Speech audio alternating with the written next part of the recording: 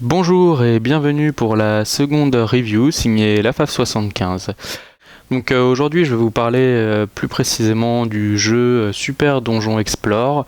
Super Donjon Explore, on connaît déjà la marque Sodapop Miniature, qui est connue pour son style très manga. Concernant la boîte en elle-même, Super Donjon Explore est un jeu évidemment de plateau dans lequel il s'agit de faire une quête. Vous possédez des héros, enfin vous êtes un héros dans le jeu et vous devez détruire tous les méchants dans le donjon. Donc vous avez un livre de règles qui comporte 32 pages, totalement en français, donc mine de rien c'est un avantage, puisque c'est un jeu qui est anglais et produit par Cool Mini or Not. J'ai eu le plaisir de le lire il y a maintenant un petit moment, seulement on a été confronté avec mes amis à plusieurs même de nombreux problèmes avec des réponses qui n'étaient pas toujours adéquates ou qu'on n'avait même pas du tout. Donc j'espère en tout cas pour le jeu que qu'il y aura une update qui verra le jour assez rapidement.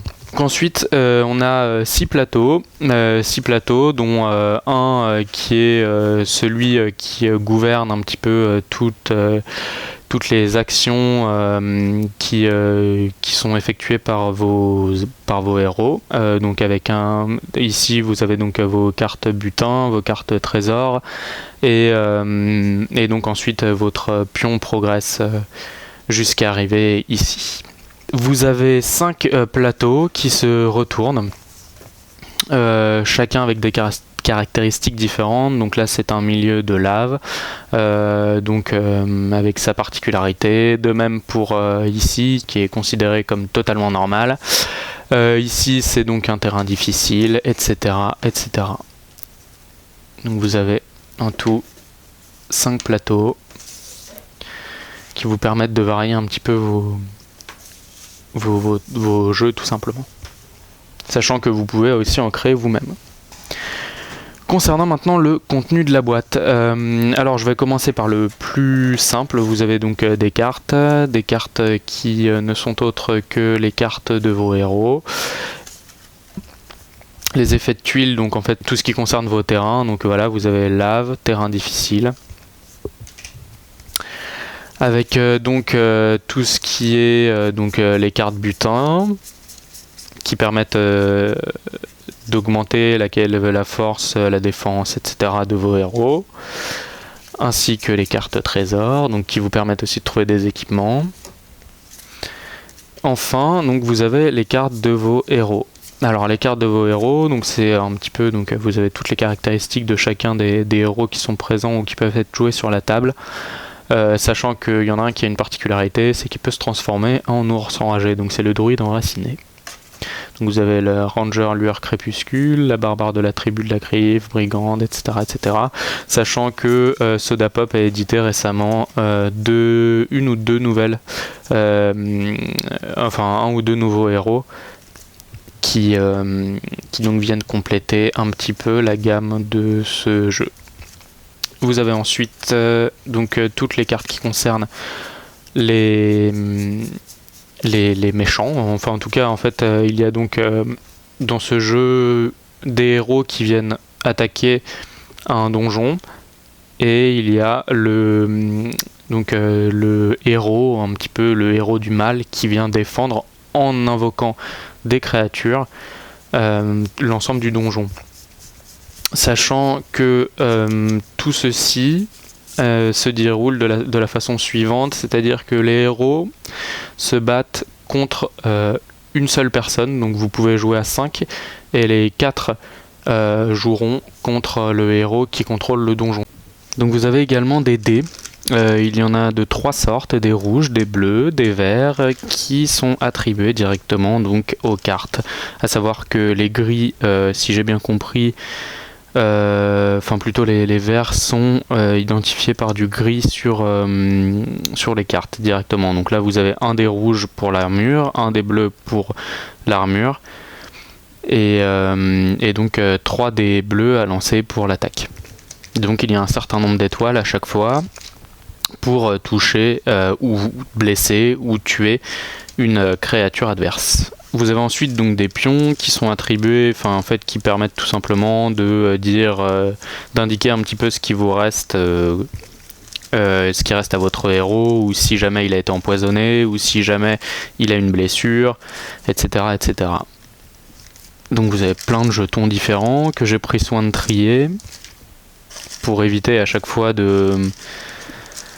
d'avoir des problèmes. Donc vous avez des potions, vous avez les têtes de mort, vous avez des cœurs évidemment, des poissons, armure, une tête en feu, et les 2 pions qui vont sur le plateau principal. Donc passons maintenant à la phase la plus intéressante, en tout cas pour moi, peintre, et puis pour vous qui l'êtes aussi probablement si vous regardez cette vidéo là. Donc en tout il y a 50 figurines. Les figurines sont absolument toutes à coller.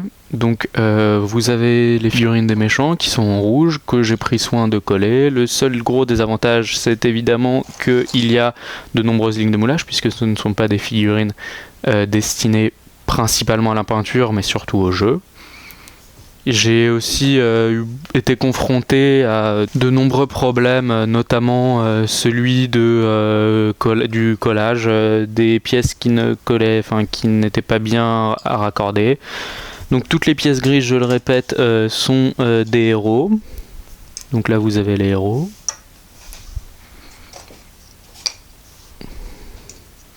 Qui sont de très belles pièces. Donc le seul problème, c'est qu'elles nécessitent énormément débarbage. C'est vraiment le seul défaut de ces figurines là, et sachant qu'en plus il n'est vraiment pas simple de les ébarber, puisque il s'agit de plastique qui est quand même assez dur.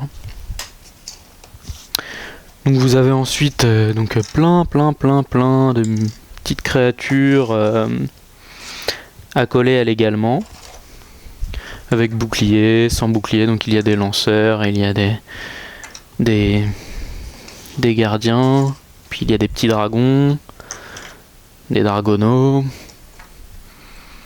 etc., etc. Également des trésors, donc qui sont les butins. Là on a le chat, donc ce chat là, qui est censé être un ours mais qui ressemble plus à un chat, qui est l'évolution plutôt la transformation de ce personnage là. Et donc un autre avantage, c'est également celui d'avoir des socles qui sont déjà texturés, mine de rien ça change beaucoup de choses. Vous avez ensuite des totems, donc qui ont le même objectif que celui des butins. Bref, ça vient un petit peu orner tout le plateau de jeu. Et donc tout ceci se présente sous la forme suivante, c'est-à-dire plein de petites pièces détachées que donc j'ai plus ou moins là commencé à préparer.